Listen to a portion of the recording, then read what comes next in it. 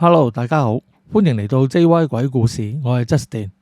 咁啊，今期睇標題都睇到啦，將會嚟一個咧新嘅嘗試。咁啊，事緣咧就係我之前咧其實都有幫出版社咧寫過一啲恐怖小說嘅。咁啊，想試下咧將嗰啲故事咧就變成一個咧咁有聲音嘅故事咁樣講出嚟啦。當然啦，我就唔係搬字過紙咁樣照錄翻出嚟嘅。咁當中咧，我會將當時一啲做得唔係咁好嘅地方咧，同埋一啲內容嘅細節咧，就做一啲修訂嘅。咁啊，你可以當係一個修訂版咁樣睇啦。咁由於咧係原創故事啦，咁啊全部咧都係虛構嘅。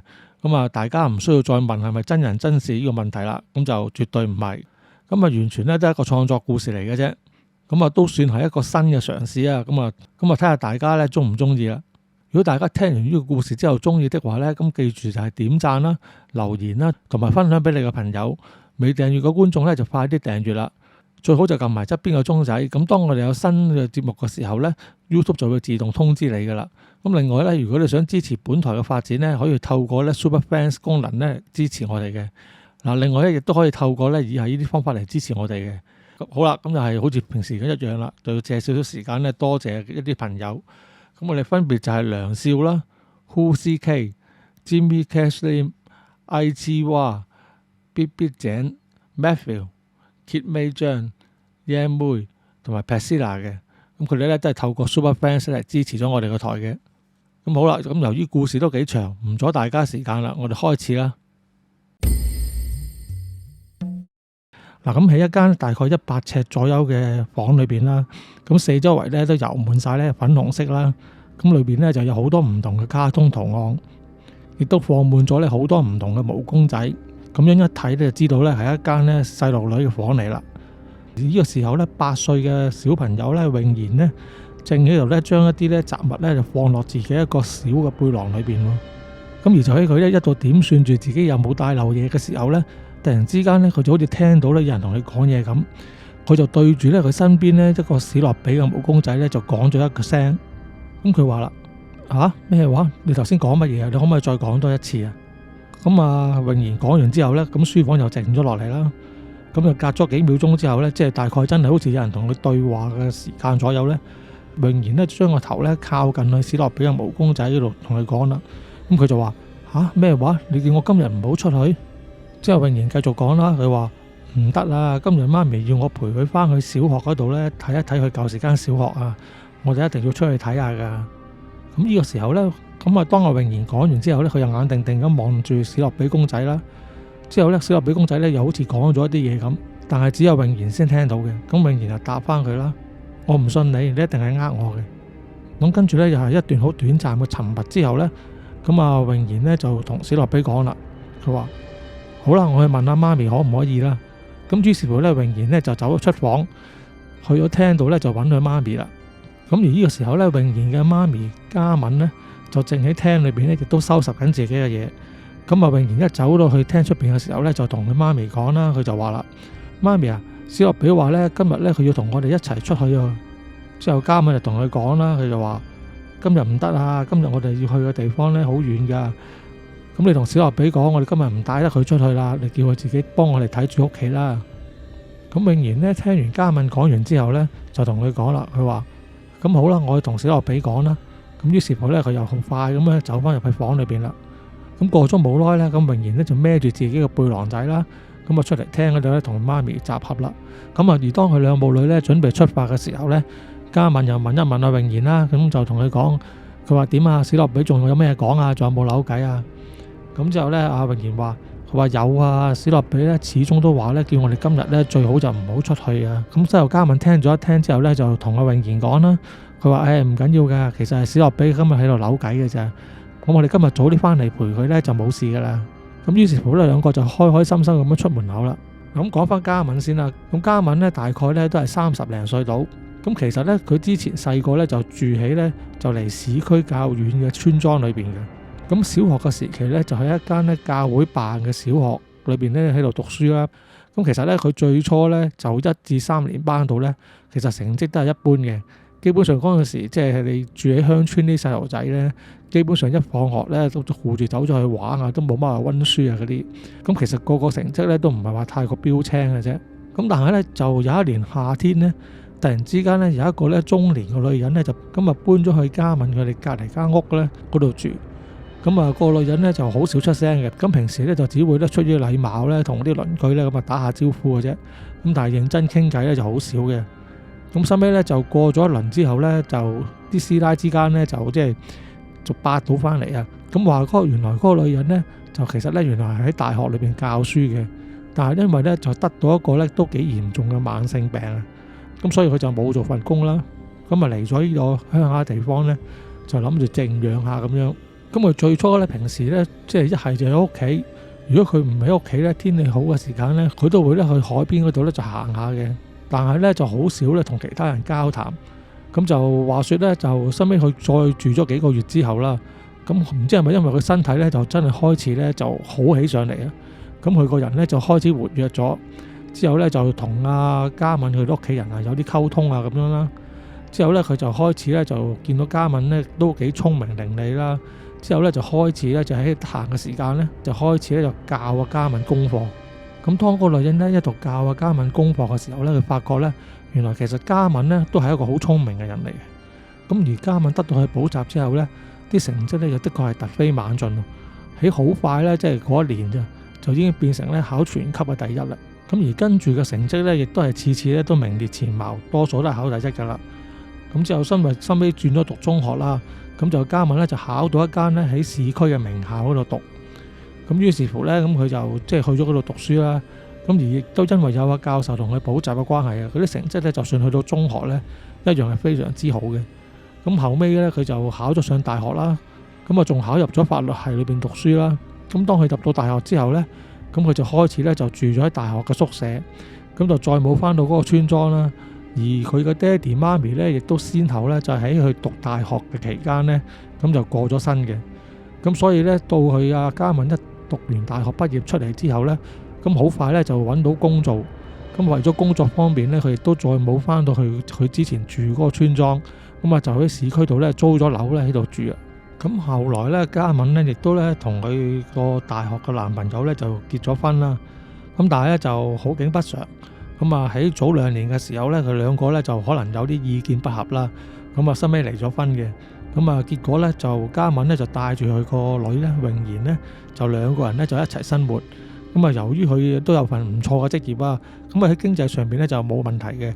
咁就其實佢哋兩個咧都過住一啲咧都唔錯嘅生活。咁啊話說咧就喺2個星期前啊，咁啊嘉敏咧就收到咧佢小學嘅一封 email 俾佢哋。咁就話咧，咁因為佢哋間小學咧長期收生不足啊，咁下個學期開始咧學校就會停辦噶啦，即係俗稱所謂嘅殺校啦。咁就變咗咧，佢就通知一啲舊生，如果即係大家想翻去再睇一睇間學校咧，就可以趁即係某一段時間裏邊咧就翻去睇一睇。咁跟住咧學校咧就會完全關閉噶啦。因為嘉敏本身工作較忙，佢係較為遲咧先至發覺呢封電子郵件嘅。咁所以咧，當佢咧就知道咗呢件事嘅時候咧，其實已經過咗呢啲學生翻去參觀嘅時間噶啦。咁佢於是乎就嘗試打電話翻去學校啦，即係問下佢可唔可以破例，即係喺佢哋關閉之前咧，再俾佢兩母女咧咁就去參觀一次啦。咁而收尾去學校咧，亦都回覆咗佢，咁就應承咗咧可以今個星期嘅下晝咧俾佢哋翻學校睇一睇嘅。咁所以咧，於是乎咧，嘉敏咧就帶埋阿穎賢兩個咧。就揸車就翻到去阿嘉敏舊陣時嘅即係故鄉咧，叫做即係，但係都係其實喺呢個城市裏邊嘅，咁只不過偏遠啲咁解嘅啫。帶埋個女啦，咁啊去睇一睇佢舊時細嗰間學校啦。咁一來就可以俾個女睇一睇佢舊時細個生活係點樣啦，二來自己本身咧亦都可以緬懷一下啦。咁樣咧經過咗咧大概咧2個鐘嘅車程到啦，咁啊終於咧嘉敏佢哋咧就翻到去舊時個細個住嗰個村莊嗰度啦。咁而佢哋一落車嘅時候咧，個穎賢咧見到鄉下啲咁嘅環境咧，亦都覺得咧非常之新奇。之後咧，阿嘉敏咧就指住去前邊嗰啲屋啦，嗰度就同阿穎賢講，佢就話：嗱，呢度咧就係媽咪咧細個咧出世嘅地方嚟啦。咁之後穎賢咧就問佢媽咪啦，佢就話：咁樣我哋仲有幾耐先至可以到你學校啊？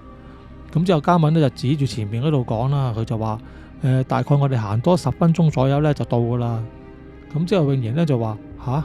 佢話仲要行10分鐘咁耐。之後嘉敏話：係啊，嗱，不如咁啊，我哋2個賽跑啊，嗱，我俾你合跑先，我跟住追你，睇下我哋邊個可以首先到學校嗰度啊。咁啊，泳然之後見到有得玩咧，就好開心啦。於是乎咧就嗱嗱聲跑起嚟。咁而嘉敏咧亦都跟住泳然背後咧開始喺度跑啦。咁而喺一度跑嘅期間咧，咁嘉敏咧就即係雖然就話同個女賽跑啫，咁但係其實就唔係真係咁吃力要跑嘅啫嘛。咁變咗咧就其實咁亦都有行下咧望下四周圍啲屋啦。咁啊發覺其實咧嗰度都已經係都唔係叫做十室九空，即係都係十室十空咁滯啊。咁所以咧佢都覺得原來都已經基本上條村已經冇人喺度住啦。咁啊難怪學校會收生不足，即係要殺校啦。咁而就喺度諗緊呢啲嘢嘅時候咧，佢就突然之間咧見到前邊咧阿泳然咧就突然之間停咗腳步。咁啊嘉敏咧仲差啲唔覺意撞到佢添。之後咧嘉敏咧就於是搭住泳然嘅膊頭啦，就問阿泳然發生咩事。之後泳然咧就擰個身過嚟同佢講，佢話咧前面嗰間屋嗰度咧有個婆婆坐咗喺度，個樣好得人驚嘅。咁之後嘉敏咧就跟住阿泳然指個方向咧就望過去啦。咁啊發現咧的確係就有間咧就廢棄咗個空屋喺度嘅。咁但係喺屋前邊咧就見唔到任何人。咁之後嘉敏就同泳然講啦，佢話冇啊，都見唔到有人。之後泳然就話，佢話唔係啊，頭先有人噶。嗰個婆婆隔離咧仲有個咧長頭髮嘅姐姐，同埋有一個咧拎住斧頭嘅男人添啊。咁嘉敏望過去咧都係見冇人啊嘛。咁啊結果咧都係同泳然講啦，咁就話啦，咁可能佢哋係住喺嗰度嘅。咁頭先啱啱見完你之後，佢又翻入屋啦。不過咁樣啊，泳然啊，你知唔知道啊？你唔可以咧隨便話人哋個樣恐怖嘅，咁樣咧係好冇禮貌嘅。咁之後泳然望住咗媽咪啦，諗咗一諗之後就同佢講，咁知道啦，我以後唔會噶啦。咁於是乎嘉敏咧見阿泳然咁樣答完佢之後咧，就想緩和翻個氣氛啦。咁於是就繼續同佢講啦，佢話咁樣我哋而家仲賽唔賽跑啊？咁啊泳然咧就同佢講啦，佢話好啦，咁我哋啊再鬥快過啦。於是乎咧阿泳然咧就繼續咧向前跑咗去，而嘉敏咧亦都開始咧起步咧跟住後邊跑。而就喺阿嘉敏咧起步嗰一剎那咧，就突然之間喺佢耳邊咧就聽到咧一把咧就好似一把老婆婆嘅聲音，就講咧佢就話個小朋友真係乖。咁啊嘉敏就好突然啦，之後停一停步，之後就望一望周圍啦，但係咧就發覺咧冇人喺度。咁佢又覺得咧可能自己呢排咧工作壓力大啊，咁啊所以咧就即係有啲聽錯咗啦。咁於是乎咧佢都唔理咁多咧，咁又追上前邊跟住阿泳然嗰度咁走去啦。咁而當阿嘉敏離開咗之後咧，就喺佢頭先咧企過嗰個草叢裏邊咧，啲草咧就俾啲風咧吹一吹之後咧，就發覺咧有一對咧就係嗰啲好舊嘅嗰啲真係婆婆着嗰啲鞋咧，就喺嗰個草叢裏邊。咁於是乎咧跑咗咧都唔使10分鐘，咁阿嘉敏咧同阿泳然咧就已經咧嚟到咧學校嗰個大門嗰度啦。咁啊嘉敏嚟到學校門口啦，咁啊見到咧學校嘅情況咧就比佢想象之中咧就更加破落啊！即係可能即係日久失修嘅關係啦，即係望落去個印象啦，即係其實佢都預計咗會俾佢即係記憶之中咧會變得殘舊噶啦，但係咧就估唔到咧就即係殘舊嘅程度咧就係非常犀利啦。咁間學校咧雖然咧就話見到啲村莊裏邊啊，咁但係由於咧可能因為有去教會俾錢嘅支持啦，咁起咗嗰個地方咧其實都幾大嘅喎，佔地個面積咧亦都好大。咁而喺學校前邊咧就有一個咧籃球場，但係呢個籃球場咧就好怪嘅，基本上咧就唔係一個正統籃球場嘅大細嚟嘅，係將個正統籃球場咧拉大咗好多，個感覺上邊咧就似足球場嘅面積嘅多過似籃球場。咁啊嘉敏咧都同佢哋講，佢話細個啲男仔啊就通常都會喺度咧就當係足球場咁樣踢波啊咁樣噶啦。咁啊嘉敏咧就推一推嗰個鐵閘，咁啊發覺咧嗰個大門咧就鎖住咗嘅。咁於是乎咧佢就撳一撳嗰個門鐘啦，就希望諗住啲校工咧會出嚟幫佢哋開門啦。咁點知咧就等咗好耐咧，佢哋都撳咗好多次嗰個鐘，都唔見有人出嚟幫佢開門喎。咁呢個時候咧泳然就問啦，佢話媽咪啊，咁耐都冇人嚟開門，咁我哋點算啊？咁之後呢個時候咧嘉敏又諗翻起啦，因為佢都唔想咧耽誤太多時間，因為佢都係諗啲校工咧可能啱啱就離開咗崗位做第二啲嘢嘅啫。嘉敏於是乎咧佢就同阿泳然講啦，佢話咁樣啊，你跟住媽咪嚟。咁其實學校咧有個後門嘅，嗰度咧個後門咧都有個閘，但係咧因為咧佢就係依住個山坡咧咁嚟起嘅，咁所以咧我哋喺個山坡嗰度咧爬少少咧就可以爬過嗰個閘咧入到學校噶啦。媽咪細個咧同啲同學咧每次遲到咧都會用呢個方法咧走入學校嘅。咁之後咧，佢帶住阿穎賢咧就一齊咧就兜過咗去到學校嗰個後門嗰度啦。咁嗰個後門咧就的確咧就係起喺一條斜坡嗰度嘅。咁個閘咧其實就相對嚟講咧就係細好多，只係一個即係好似平時啲木門咁大嘅閘到嘅啫。咁亦都係咧上咗鎖嘅。咁但係咧由於佢側邊就係斜坡，咁只要咧佢哋咧稍為助跑嘅話咧，跑幾跑咧，其實咧就可以跑上嗰個斜坡上邊，就去到嗰個閘口嘅閘頂噶啦。咁於是乎咧，阿嘉敏就首先跑先啦。咁啊跑到上去上邊嘅時候咧，輕易咧就跨過咗嗰個學校嗰個大閘啦。咁之後咧，佢就企咗喺另一邊嘅閘上邊，因為嗰度咧有個大嘅水箱喺度啊，咁可以俾佢落到腳嘅。之後咧，佢就叫咧阿穎賢咧都學佢咁樣咧跑過嚟，咁佢會咧伸手去接住佢噶啦。咁於是乎咧，穎賢就好興奮啦，之後就即刻嗱嗱聲咧就褪後咗幾步，之後就出力咁樣跑過去啦。咁當佢跑到上個斜坡嘅時候咧，嘉敏就捉住佢嘅手，咁就將阿穎賢咧就成個人咧就抱翻過嚟另外嗰邊啦。咁於是乎佢兩個人咧就順利咧進入咗學校裏邊。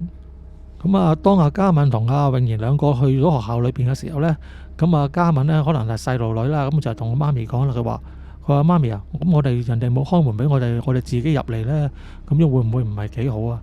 咁之後阿嘉敏就同佢講啦，佢話唔會，其實我哋申請咗今日嚟噶嘛。只不過咧，佢哋可能啲工作人員有時行開咗啫，我哋陣間同佢咧講翻聲就冇問題噶啦。咁於是乎咧，嘉敏咧就帶住阿穎賢咧就喺學校裏邊行啦。咁佢哋首先嚟到去後門嗰度咧，其實就係個小操場嘅。咁佢就同翻穎賢講啦，佢話其實咧呢個學校咧就除咗前面嗰個操場之外咧，後邊呢個都係一個操場，都係要嚟上體育堂用嘅。咁通常咧，如果有兩班同一時間上體育課嘅時候咧，佢哋就會咧喺唔同嘅球場裏邊咧就上堂噶啦。咁於是乎咧，阿嘉敏咧亦都就帶住阿穎賢咧就去到學校個正門啦。之後咧，佢就見到正門嗰度咧就真係冇校工喺度。咁但係咧上邊咧就放咗一本咧嗰啲簿喺度。咁上邊咧就寫住咧校友回校探訪簿。咁啊，嘉敏見到本書之後咧就開始揭啦，睇下會唔會有一啲佢熟悉嘅名啦。咁但係咧揭咗一陣咧都冇。咁之後咧佢就算數啦。於是乎咧佢就揭到去最後一頁，之後就寫咗自己同埋阿穎賢個名啦。之後咧就喺隔離咧就攞咗兩張嗰啲貼紙啊，上面咧寫住咧即係回訪舊生咁樣嗰啲貼紙嚟嘅。咁佢哋兩個咧就將嗰啲貼紙就貼咗喺件衫上邊。於是乎咧，阿嘉敏咧就再帶住阿穎賢咧開始咧就四圍睇間學校啦。咁於是乎咧，嘉敏咧就同穎賢講啦，佢話咁樣啊，不如我帶你上去我舊陣時喺課室度睇下而家變咗咩樣啦。咁啊，穎賢就話好啦。咁於是乎兩個咧又一齊拖住手咁樣咧，就上咗去學校嗰啲課室裏邊啦。咁嘉敏咧一度咧拖住阿穎賢咧喺個學校嘅走廊度行啦，一度就回想起佢哋嗰時細個曾經喺個走廊上面發生嘅事啦。咁佢一度諗嘅時候咧，突然之間咧腦裏邊咧就閃起咗咧一個好模糊嘅念頭啊，就即係好似咧有啲嘢佢應該記得，但係又唔記得咗咁樣嘅。咁而呢個時候咧，佢就覺得咧個人咧就隻耳仔咧就 wing wing 聲啦，就暈咗一暈。咁啊，穎賢啊見佢媽咪咁樣啦，就問佢有冇事啊。之後嘉敏咧就定一定神之後咧就話冇事冇事，媽咪頭先咧即係暈一暈啫，應該都冇事嘅。好啦，我哋繼續行去課室度睇下有咩睇啦。就嘉敏佢哋咧好快咧就去翻阿嘉敏細個咧6年級嗰個課室裏邊啦。咁其實咧佢都諗住咧應該都即係隔咗咁多年咧都唔會有佢哋細個一啲即係仲有啲咩紀念嘅嘢留低咗喺度噶啦。咁但係咧都盡管去間房度睇下啦。咁啊入到課室之後咧，咁啊嘉敏同穎賢都好好奇咁四周圍望啦。咁而當嘉敏咧四周圍睇緊嘢嘅時間咧，之後咧阿穎賢咧突然之間咧就同嘉敏講喎，佢話媽咪啊，呢度有個徐嘉敏嘅周記貼堂啊，你睇下係咪你細個寫嘅？咁之後咧嘉敏聽完之後就覺得好奇怪啦，咦，即係估唔到舊陣時嗰啲嘢仲 keep 咗喺度喎。咁於是乎咧佢就去嗰個壁報度睇一睇啦。咁啊發覺咧嗰度個原稿紙上邊咧就的確寫住徐嘉敏個名。咁佢睇一睇咧就覺得啲字跡咧亦都係細個寫嘅。咁佢就話係，估唔到媽咪細個寫嗰啲周記而家仲喺度喎。咁於是乎咧佢就開始咧睇下個周記裏邊咧究竟寫咗啲咩啦。咁個周記咧個內容咧其實就好簡單嘅，佢就話咧今個星期咧佢同佢嘅最好嘅朋友穎恆兩個人咧，咁就喺後山裏邊咧發現咗一個冇人知道嘅祠堂。個祠堂裏邊咧有好多蝌蚪，咁就好好玩嘅。咁我就話咧呢個地方咧因為冇人知啊，咁就變咗呢，以後呢就係佢哋兩個嘅秘密基地啦。咁而當阿嘉敏呢一度睇嘅時候呢，一度呢就開始諗啦。佢話永恆，點解我好似從來都唔記得我有個同學叫呢個名嘅？照計如果6年級都算幾大個噶啦，如果有個咁嘅同學，應該一定有印象嘅。但喺個腦海裏邊呢，就完全呢都諗唔起呢個同學個名，亦都唔知道呢個人呢係咩樣。咁喺佢嘅記憶裏邊呢，就直情呢就對呢個人呢就毫無印象。咁其實呢嗰篇周記本身呢個內容呢就唔係好長嘅，咁但係呢反而吸引到阿嘉敏嘅呢就係呢，即係點解會有一個呢佢完全冇印象嘅同學個名喺度呢？咁於是佢個腦咧開始咧就努力咁去諗啦，搜索下即係佢細個究竟有冇一個叫做永恆嘅同學啦。咁但係呢，佢諗嚟諗去都諗唔到，仲諗到呢個人呢覺得呢非常之頭痛咁樣。咁於是乎呢，佢就無意識咁樣呢隻手呢，咁啊就摸落嗰張原稿紙嗰度啦。咁而當佢摸落張原稿紙度嗰剎那呢，突然之間呢就好似呢冬天呢着嗰啲冷衫呢俾啲靜電電一電咁。咁咧突然之間呢，一個訊息呢，咁啊就入咗落去個腦裏邊。咁咧就好似一啲即係快鏡重播咁樣啊，當中有好多唔同嘅畫面，就係譬如一個好陌生嘅女仔嘅樣啦，就佢同嗰個女仔一齊咧再去後生玩嘅片段啦，咁一啲喺後生裏邊嗰啲景色嘅影像啦，同埋一個咧嗰啲小嘅祠堂嘅影像，一剎那咧就好似咧突然之間好多信息咧就衝入咗喺嘉敏嘅腦裏邊咁啊！咁但係咧嘉敏一時之間咧都因為都接受唔到咁多信息啊，都覺得咧個頭咧就有啲痛。咁但係咧，佢慢慢咧就開始咧就諗翻起一啲嘢嚟啦。咁而家永然咧見到佢媽咪咧咁樣入晒神咧，咁去睇個壁報版嘅篇作文啦。咁啊，心裏邊咧就諗就唔好騷擾佢媽咪啦。咁佢咧就開始四圍行，行完個課室之後咧，咁佢就出咗課室，咁啊四圍行下啦。咁佢咧跟住咧就見到咧，就喺個走廊尾嗰度咧，應該係一個類似嘅地方咧。咁啊，突然之間咧就散發住一種咧好似吸引住佢走埋去嘅咁嘅感覺喎。咁明然就即係有少少呆呆地咁樣咧，就開始慢慢向前走啦。咁當佢一度向前走嘅時候咧，就一度咧就聽到咧，即係個女廁裏邊咧，咁啊開始咧聽到一啲咧水喉咧長開嘅聲出嚟。咁而當佢咧走近到去個廁所差唔多10零米左右嘅時候咧，佢就見廁所嗰度咧，因為唔知係咪啲水喉開得太耐啊，結果啲水咧就開始咧慢慢咧由個廁所裏邊咧就即係個地下度就流咗出嚟。咁而同一時間咧，就有個紅波咧喺廁所裏邊咧就碌咗出嚟。咁而當個紅波碌咗出廁所之後咧，就好似咧就有一道引力咧引領住佢咁樣。突然之間咧個波咧就竟然咧90度轉彎，由向門口咁樣咧轉咗一個彎咧，就向住阿永賢嘅方向咧咁樣碌過去。咁永賢咧當時咧個人咧就開始咧就覺得好奇怪啦，同埋開始個人咧有少少模糊咁嘅感覺啊。咁啊，永賢見嗰紅波咧係咁碌向佢咧，就覺得好好奇啦，即係點解個波會咁古怪，識得轉彎嘅？咁而再個波碌多一陣咧，就竟然咧碌到去咧就阿永賢嘅腳邊嗰度撞咗佢一下先停。咁啊，永賢見咁奇怪咧，於是乎咧就烏低身拎起嗰個紅色嘅膠波啦。咁當佢拎起個膠波嗰一剎那咧，突然之間咧個人咧就覺得咧就暈一暈咁樣，之後咧就覺得眼前一黑啦。咁就喺呢個時候咧，睇住自己篇作文咧，睇到入晒神嘅嘉敏咧，突然之間咧聽到咧課室外邊咧傳嚟咗一下咧女仔嘅尖叫聲。咁佢呢個時候咧先至醒覺翻過嚟，佢即刻咧望一望自己側邊啦，咁啊發覺永賢咧就唔喺自己身邊。咁佢嘅視線即刻就環掃咗成間課室啦，但係都係見唔到阿永賢嘅蹤影。咁由於咧頭先嗰下尖叫聲咧就喺外邊傳嚟噶嘛，咁所以咧阿嘉敏咧即刻咧就走出課室去睇下見唔見到永賢啦。咁佢就一邊喺度逐間課室喺度睇，一邊就喺度大叫阿永賢個名，但係咧都冇回應喎。咁啊嘉敏咧個心咧就越嚟越慌啦，就一度行一度不斷就喺度講啦。佢就同永賢講：話永賢唔好玩啊，唔好同媽咪玩啊，媽咪好驚啊，快啲出翻嚟啦！咁佢就喺度不斷咁樣講啦。咁但係咧都冇阿永賢任何嘅回應喎。咁啊好快咧就即係將佢成層樓嘅課室咧都搜索過一次啦，都完全都揾唔到阿永賢。咁於是乎咧佢就驚起上嚟啦，跟住咧佢就喺呢個層唔同嘅樓層裏邊咧都喺度揾阿永賢，咁不斷就喺度嗌啦。咁啊一樣冇任何嘅發現啦。咁呢個時候咧嘉敏係越嚟越驚啦。佢之後咧心裏就諗會唔會永賢落咗禮堂呢？於是乎咧佢就離開咗啲課室嘅樓層，咁啊衝咗落地下嘅大堂嗰度啦。但係點知落到大堂嗰度呢，亦都見唔到泳妍。咁佢就覺得奇怪啦。其實泳妍一個細路女，從頭先佢發出尖叫聲之後到佢走出課室門口呢，其實只不過呢就係即係幾十秒嘅時間啫，冇理由可以突然之間呢咁樣完全唔見咗噶嘛。咁啊，最後嘅希望呢，就睇下泳妍會唔會喺禮堂外邊嗰個即係體育場嗰度啦。咁但係結果出到去呢，一樣見唔到啊泳妍嘅蹤影。咁就喺呢個時候呢，嘉敏呢已經完全陷入咗呢個無助嘅狀態，即係喺一個荒廢咗個學校，得自己一個媽咪，而自己個女呢就突然之間完全唔見咗。即係當中呢個情況就大家可想而知係即係幾咁惡劣啦。咁去到呢一刻呢，佢唯一可以做嘅嘢呢，就係打電話報警啦，希望可以叫到警察嚟幫手。咁報警嘅另外一邊呢，就即刻聽到佢嘅電話，咁佢就同嗰邊講，咁佢就話啦：唔該，我個女失蹤咗啊，可唔可以即刻派人嚟我呢度啊？咁電台嗰邊個女仔呢，就應佢啦。佢話：小姐，你冷靜一啲先，你個女係點失蹤啊？咁就嘉敏就話啦：我就係唔知佢點失蹤啊！如果我知佢點失蹤，我就唔會揾唔到佢，要揾你啦。咁之後呢，電台嗰邊繼續講啦，佢話：咁得嘅，冇問題。咁你而家呢，就嗱講你個位置喺邊度，我哋派人嚟睇下啦。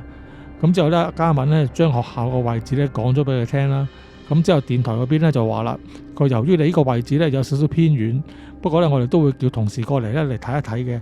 咁你大概呢等10零分鐘到啦，咁應該呢，我哋啲同事呢就會嚟到你呢度噶啦。咁收尾嘉敏最尾咧同佢講啦，咁佢話唔該晒啊，真係麻煩你哋快啲嚟啦。咁之後電台嗰邊就話明白嘅，明白嘅，咁你稍等一下先啦。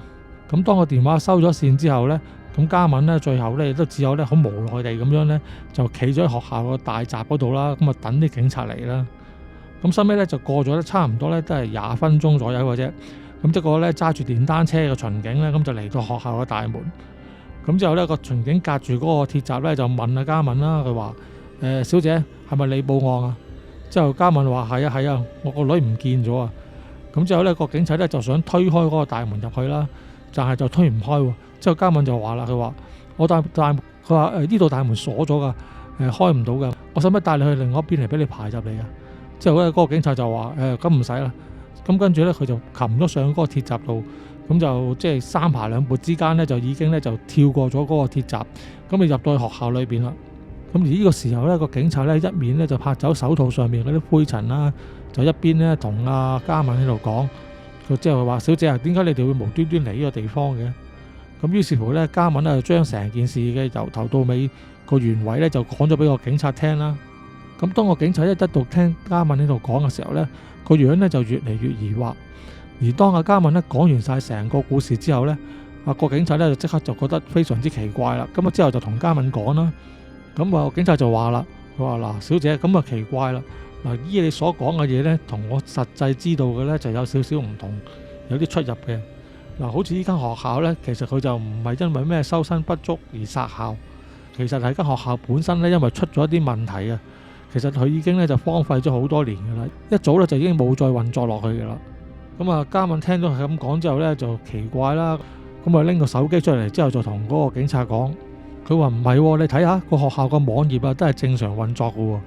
咁但係呢，當阿嘉敏呢將個手機呢就俾個警察睇嘅時候呢，嗰個網頁呢居然呢就係顯示翻呢個即係404啦，即係無法顯示網頁呢個情況啦。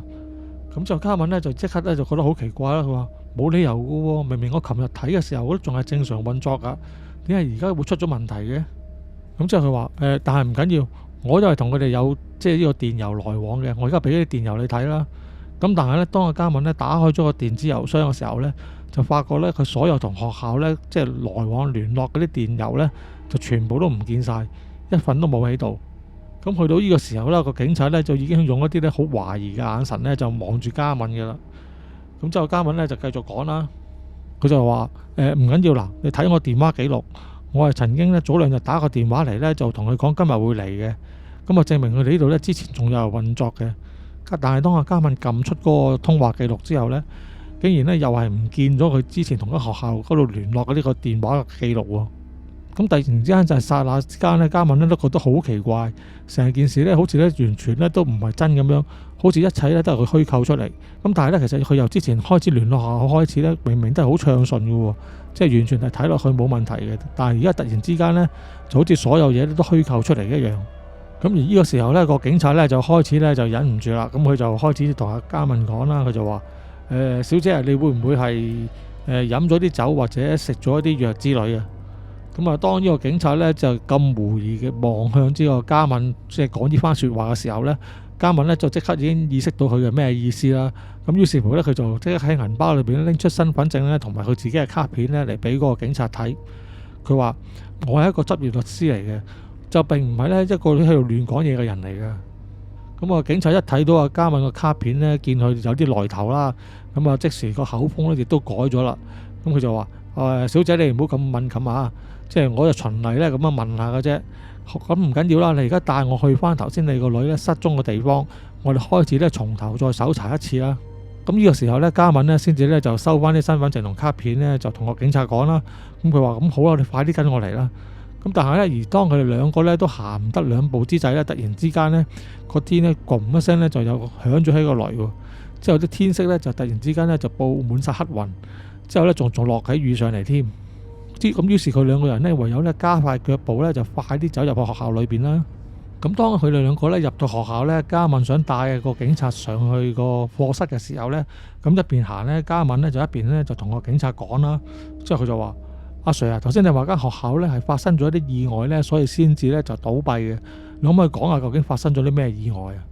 咁呢個時候咧，個警察答佢啦：嗱，其實實件事就係咁嘅。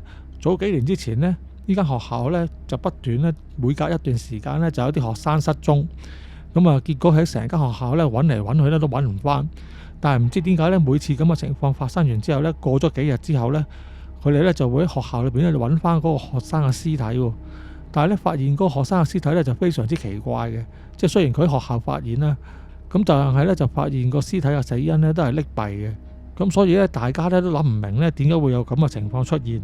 咁大家就開始覺得依間學校咧就越嚟越邪啦。咁好快呢啲家長咧就驚起上嚟之下咧，就幫晒啲仔女咧就退學。咁啊，由於一次過呢間學校啲學生咧就喺好短時間裏邊全部退學啊，咁所以啲學校咧亦都冇法子繼續咧就營運落去啦。咁當阿嘉敏一聽到個警察咁樣講嘅時候咧，即刻都即係擘大咗個口，一時間即係啞口無言啊。因為發生咗啲咁嘅事咧，同佢所知嘅咧完全都係兩回事嚟嘅。咁而且永然而家又失咗蹤喎。咁啊，令到佢咧就更加擔心啦。咁呢個時候咧，個警察咧就繼續講啦。佢就話啦，佢話嗱，今日因為咧事情就因為係咁樣嘅。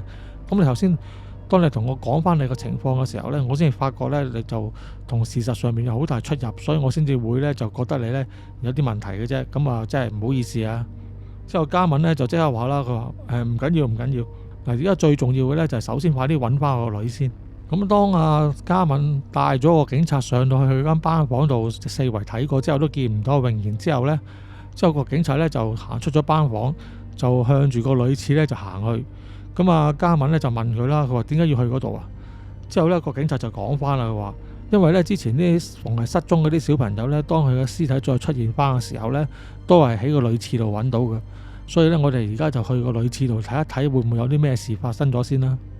咁啊，當阿嘉敏咧同嗰個警察咧一齊行去嗰個女廁嘅時候咧，其實都差唔多距離，大概係20米左右啦。咁佢哋亦都聽到個女廁裏邊咧有啲水喉聲咧就發出咗嚟嘅，咁就係似係有人咧開咗啲水龍頭就冇閂咁樣。咁而去到呢個時候咧，其實佢兩個人咧都有啲緊張啊，即係腳步亦都放慢咗少少。咁我哋當佢哋行近到個女廁10米左右嘅時候咧，突然之間咧，就個女廁可能頭先開嗰啲水咧已經即係滿瀉咗啊！咁啊變咗啲水咧就由個廁所裏邊咧就開始咧就喺個地板度湧咗出嚟啦。咁啊就去到呢一剎那啦，嘉敏心裏邊咧突然之間咧就湧起咗一個寒意啊！即係突然之間就覺得即係呢個唔知係佢覺得即係啲不祥之兆啊，定係覺得一種恐懼啦。咁佢突然之間驚到咧就企咗喺原地，咁啊唔夠膽行住。咁於是乎咧就只有個警察咧就繼續向個女廁嗰度行。咁而當個警察咧行到去女廁門口嘅時候咧，咁啊其實女廁裏邊流出嚟嘅水咧已經浸到落佢隻腳度噶啦。咁而呢個時候咧，佢見阿嘉敏冇跟住佢咧，佢就回頭望一望嘉敏啦。咁啊佢就同嘉敏咧就講咗一聲：咦，你做乜停咗喺度唔繼續行啊？咁其實呢個時候咧，嘉敏咧個心裏邊咧已經係驚緊噶啦。咁一時之間咧，佢亦都唔知點樣答個警察。但係咧就當個警察咧望向佢問佢呢個説話嘅時候咧，咁突然之間咧就有一對咧白色即係骨瘦如柴嘅手咧，突然之間咧喺地下度咧就伸向個警察隻腳度，咁啊捉住咗嗰個警察兩隻腳嘅腳眼，跟住嗰兩隻手咧就唔知點解咧就非常之大力嘅，佢向後一扯咧，成個警察咧就俾佢扯到撲咗落地，就俾人拉咗入個廁所裏邊，跟住咧就完全冇晒聲氣，咁就唔知道佢遇到啲咩事啦。咁但係咧，而喺呢個時候，嘉敏見到呢個情況咧，就已經驚到咧隻腳咧就即刻軟起上嚟，就成個人咧就坐咗落地下上邊。咁嘉敏咧就只係咧呆呆咁樣望住個廁所外邊啦。咁啊，其實已經過咗差唔多咧10幾20秒噶啦，但係仍然咧就冇聽到個警察咧發出任何嘅聲音，即係無論係啲掙扎聲啊或者呼叫聲咧都冇。咁佢一俾人拉咗入個廁所裏邊之後咧，就好似入咗個深淵裏邊咁，完全咧就冇晒任何反應。咁而同一時間咧喺廁所裏邊咧流出嚟嘅水咧，亦都即係冇停留過。咁其實嗰啲水咧望落去咧，雖然就以為係啲水喉水嚟啊，但係其實就唔知點解咧啲水咧個望落去嗰個感覺啊，就有啲似咧啲污泥嘅水咧，即係有啲烏黑色咁樣嘅。咁本來啲水咧咁樣喺個地板度應該就係向即係四方八面咁擴散㗎，但係奇怪嘅就係咧啲水咧竟然咧好似有方向性咁喎。咁佢咧就不斷咧就只係向住阿嘉敏坐低喺地下嗰個位置咧就湧過去，咁咧就冇幾耐咧就水咧就已經咧就淹到去咧嘉敏隻腳嗰度啦。咁嘉敏見到咁嘅情況咧，下意識咧個人咧就勉強咁樣向後咁樣即係褪咗即係2步啦喺地下度。咁但係啲水勢咧因為嚟得好急啊，雖然咧佢就褪咗2步諗住避開，但係好快呢啲水咧就亦都浸咗落佢隻腳度啦。咁而當啲水咧一接觸到佢隻腳之後咧，唔知點解咧嗰個水嘅量啊係突然之間咧好似增加咗好多咁樣，係一剎那之間咧就成將阿嘉敏成個下半身咧都係完全咧整到濕晒已經。而同一時間咧，阿嘉敏嘅腦裏邊咧就好似咧俾大量嘅信息咧就走咗入去裏邊咁樣，咁隻眼裏邊咧就見到好多咧唔同嘅景象出嚟。咁呢個時候咧，嘉敏咧先突然之間咧就想翻起啊！咁佢自己咧真係喺6年級嘅時候咧，有一個咧由細玩到大嘅同學咧，就叫做慧恒嘅。咁佢亦都咧記翻起當佢哋兩個都係後生玩嘅時候咧，就無意之中啊發現咗一個冇乜人知嘅水池啦。咁啊，同埋裏邊好多蝌蚪喺度可以玩啦。咁收尾咧，佢哋初咧就喺個水池嗰度咧，就喺池邊度玩下啫。但係收尾咧，佢哋都越玩越大膽，咁啊直情咧就走埋落個池裏邊玩。咁點知咧喺一次裏邊咧係唔知因為個水池下邊咧，即係有啲暗位咧係零零舍舍係滲咗落去嘅關係啊。咁啊慧恒咧去玩嘅時候咧，佢就可能踩到落嗰個空位度，咁結果呢個人咧就向下沉咗落去。咁由於阿慧恒啊唔識游水啊，嘉敏亦都唔識游水嘅，咁所以佢跌咗落嗰個凹坑裏邊之後咧，就不斷就喺度掙扎啦，即係喺個水入面即係差唔多餘力要掙扎咁樣啦。但係咧最慘就係咧，嘉敏本身亦都係唔識游水嘅，咁一時間咧都唔知點救佢。咁於是乎咧，佢就試下咧岸上面咧就試下揾啲樹枝咁俾佢諗住拉翻佢上嚟啦。但係啲樹枝咧就全部咧都唔夠長。咁一時間咧，嘉敏見咁樣情況咁危急咧，都唔知點算好。於是乎咧，佢就即刻咧就諗住轉身咧就落山咧，就揾啲大人嚟幫手啊。咁喺另一邊咧，即係喺慧恒嘅眼中咧，由於佢即係餘力咧個心已經係慌晒㗎啦嘛，佢就睇唔到啊嘉敏咧點樣救佢，救唔到個情況。咁啊，只係咧見到阿嘉敏咧就背住佢走咗。咁其實佢一時間咧亦都咧唔知道咧，其實嘉敏嘅用意咧就係想去揾人嚟救佢嘅。咁啊，當佢見嘉敏走咗之後咧，就自己覺得咧更加冇希望啦。咁好快之後咧，佢自己就沉咗落水裏邊啦。咁啊，由於個山路本身都崎嶇啊，咁啊嘉敏亦都用咗一段時間咧，先至落山咧就揾到啲大人上嚟救佢哋。咁而當啲大人咧跟阿嘉敏上到山嘅時候咧，咁啊發覺阿慧恒咧就已經咧係浸親咧，就已經離開咗噶啦。咁啊只係可以咧就撈翻阿慧恒嗰個屍體上嚟啦。咁而呢個時候咧，嘉敏因為受驚過度啊，一時間咧就即刻成個人咧亦都暈低咗過去。咁佢哋就即刻將阿嘉敏咧就送咗去醫院啦，但係佢一直咧都冇甦醒過，咁就陷於呢個昏迷嘅情況之下咧，仲發住高燒，咁啊足足咧就燒咗1個星期。咁樣咧過咗1個星期之後咧，咁啊嘉敏咧先至慢慢咧就自己退咗燒，咁啊開始醒翻。咁啊當阿嘉敏醒翻之後咧，啲醫生咧就幫佢檢查啦，咁就發覺咧嘉敏本身咧就受驚過度嘅啫，咁身體咧就冇乜大礙嘅。咁當阿嘉敏醒翻之後咧，咁佢啲父母啊朋友同佢講翻之後咧，就發覺咧咁我就竟然咧唔記得咗咧佢同慧嫻上山玩之後慧嫻遇害呢成件事嘅過程喎。咁啊，甚至乎咧連慧嫻呢個同學係邊個咧喺個腦裏邊咧突然之間咧都唔記得咗，咁就好似咧完全咧唔識得呢個人一樣。咁當時啲人見佢呢個反應係覺得好奇怪啦。咁但係當然啦，如果喺今時今日我哋就知道其實呢一個都係屬於呢個創傷後遺症嘅一種啦。咁後尾嘉敏咧出咗院之後咧，就收尾亦都冇再返過學啦。即係個學期完咗之後咧，佢就去咗市區嗰度咧就讀中學。咁佢啲家人咧亦都冇再喺佢面前咧提翻起有慧嫻呢一個人呢件事。咁啊，從此咧喺嘉敏嘅腦海之中咧，即係慧嫻呢個人嘅所有記憶咧，就好似咧完全俾佢刪除咗一樣。咁而之前咧呢啲封印住嘅所有記憶咧，就剎那之間咧，就喺當嘉敏啲咁而就喺當呢啲水咧浸透咗嘉敏個身之後咧，咁啲記憶咧就全部爆炸性咁樣咧就全部湧晒出嚟。同時咧佢亦都明白到咧，佢之所以會嚟翻呢間學校嘅原因咧，其實咧就係慧嫻嘅靈魂咧就一直咧喺度誘惑緊佢啊，即係誤導緊佢，要去帶埋泳賢兩個咧一齊翻到嚟學校，咁啊要佢咧還清呢個20幾年前咧欠下咗個業債。咁而就當嘉敏咧一俾啲水咧浸到之後咧，一直向後退嘅時候咧，佢就聽到咧個廁所裏邊咧就傳嚟咗啲啪啪啪咁嘅聲，好似一啲有人撥開咗啲水嘅聲咁樣。咁嗰時咧佢就見到咧有一個全身都濕晒、着住校服個女學生咧，就喺個廁所裏邊咧就爬咗出嚟。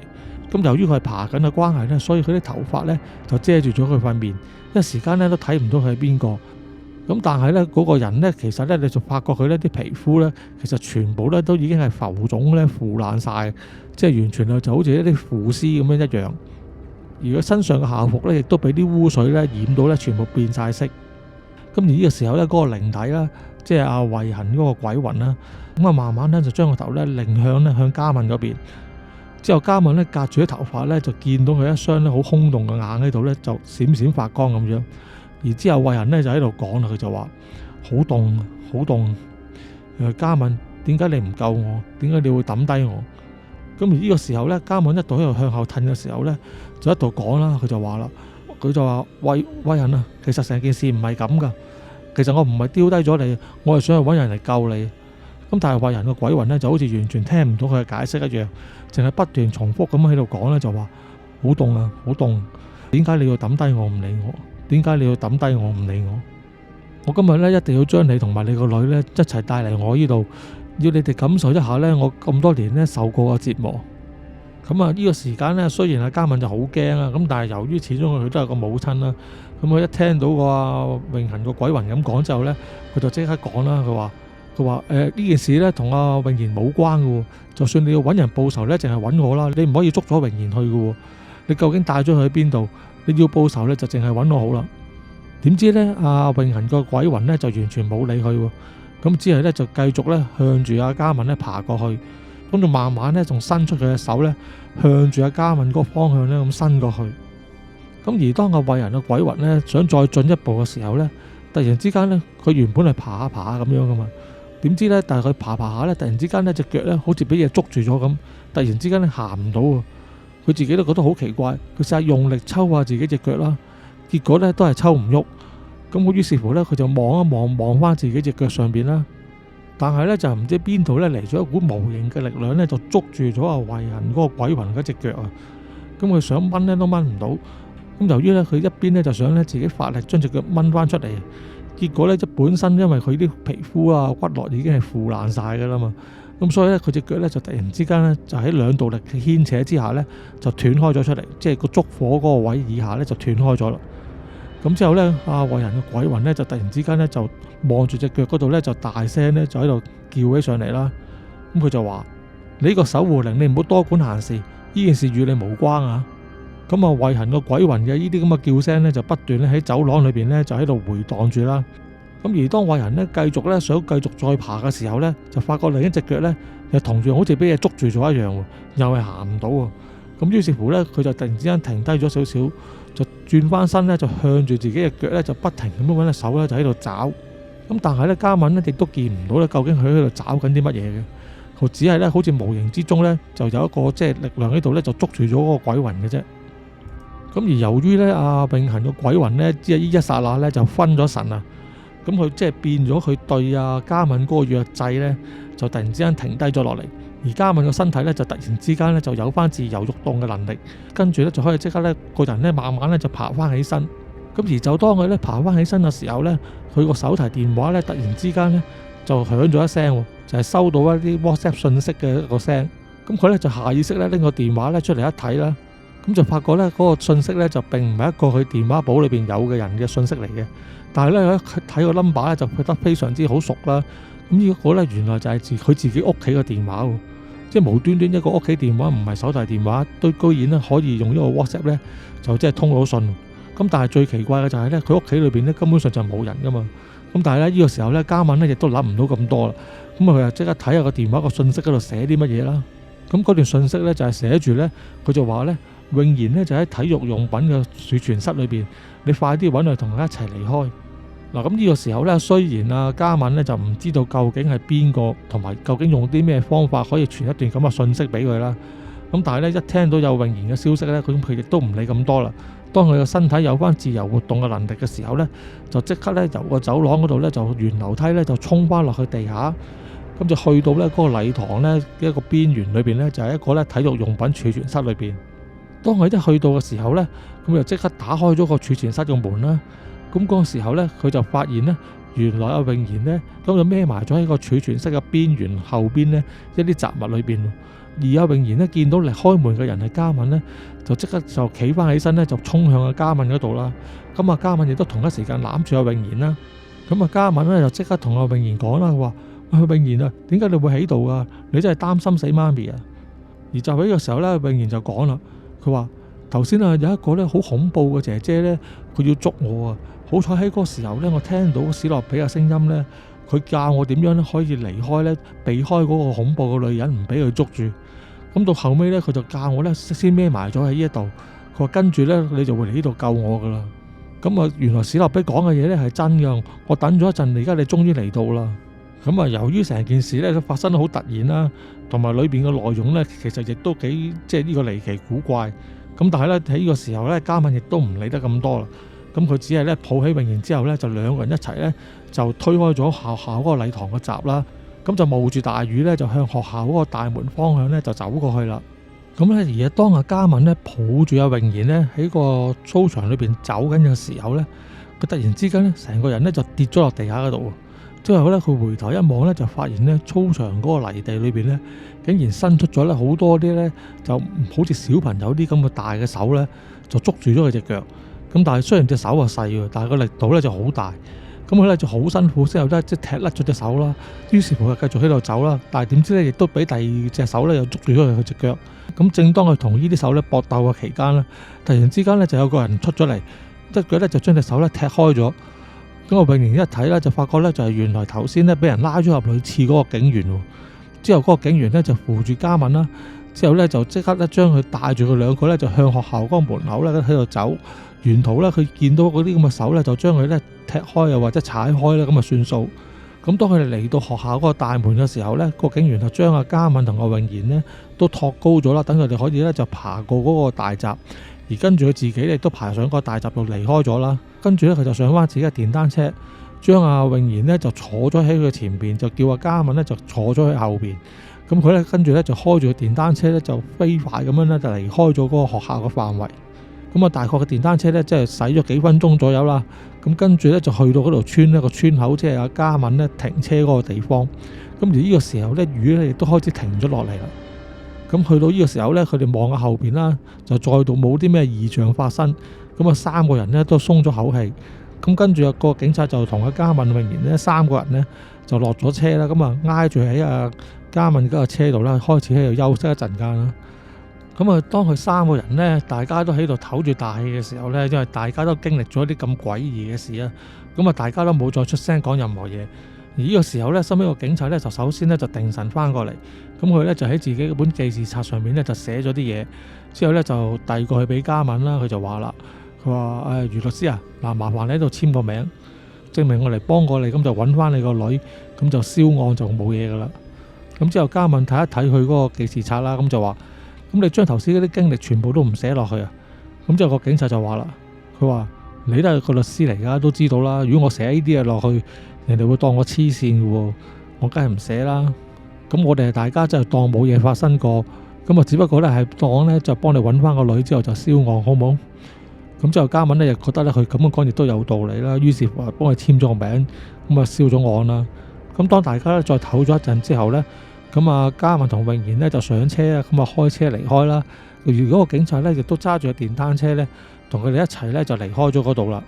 咁啊，當阿嘉敏咧同阿穎賢咧，即係已經係筋疲力盡咁樣咧，翻到屋企嘅時候咧，咁啊發覺咧一個史諾比嘅公仔咧，竟然咧就坐咗喺佢哋屋企咧嗰個梳化上邊，隔離咧仲有個咧拎起咗個電話。咁我當阿穎賢咧走埋去睇個史諾比嘅公仔嘅時候咧，佢就發覺咧個史諾比嘅公仔咧身上邊啊就有好多咧俾人抓傷咗啲咁嘅痕跡啊，就露咗啲棉花出嚟咁樣啦。即係佢就即刻同阿嘉敏講啦，佢話媽咪，史諾比受咗傷啊，你可唔可以幫我聯翻佢啊？之後媽咪話得，你等我哋休息下先。嗱，等我哋陣間休息完咧，我哋就幫咧史諾比咧聯翻好個身體啊。咁之後咧，阿穎賢咧就攬住阿史諾比啦，就同佢講啦，佢話史諾比啊，好彩係你咋，好彩你救翻我哋咋，如果唔係都唔知點算啊。咁啊，跟住咧，佢哋兩個咧就收尾就即係除咗嗰啲濕嘅衫啦，梳洗完之後咧，咁就食咗啲晚飯。咁嗰晚咧，佢哋咧就好早瞓。咁由於阿穎賢咧太過驚嘅關係，咁所以咧佢亦都唔夠膽自己瞓。咁結果嗰晚咧，佢就攬住阿史諾比咧，就同埋阿嘉敏咧就一齊瞓喺嘉敏間房裏邊。咁啊，而當瞓到半夜嘅時候咧，突然之間咧，佢哋屋裏邊咧有啲好微弱嘅聲音出現咗，就分別就係咧佢哋屋企嘅廁所個水喉啦，同埋廚房個水喉咧，全部咧都自動打開咗，不斷咧就有水咧流出嚟。咁啊，而呢個時候咧，本來咧阿穎賢咧就攬住個史諾比嘅公仔噶嘛，而史諾比嘅公仔突然之間咧，成個咧就坐咗起身，咁之後咧佢成個身咧就擰咗過去房門外邊個方向，好凝重咧就咁望住房門，好似外邊咧唔知發生咗啲咩事咁啦。好啦，嗱，咁今次嘅故事咧就嚟到呢度，都叫做一個新嘅嘗試啊。咁啊，希望大家中意啊。咁大家咧可以多啲咧喺下邊留言嗰度咧反映翻你哋嘅意見嘅。